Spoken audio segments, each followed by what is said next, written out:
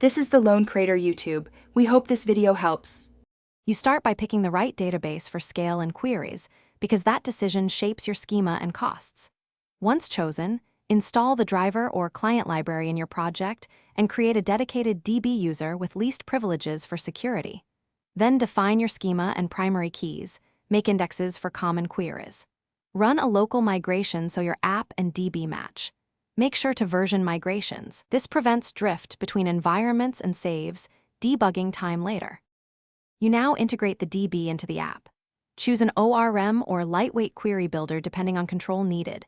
Parameterize every input to avoid injection attacks. Once done, configure connection pooling and timeouts so your app handles concurrent users smoothly, and use transactions for multi-step updates to keep data consistent.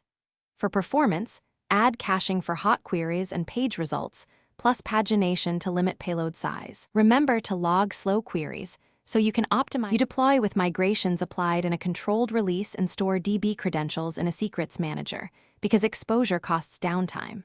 Once live, monitor latency, connection counts, slow queries, errors, and storage growth to spot issues early. Make automated backups and test restores so you can recover fast. If a migration breaks things, roll back or restore to the last good backup. While fixing, enable read-only mode to protect data. A key tip: check slow query logs first. They reveal most performance problems. Thanks for watching. Consider subscribing if we helped you.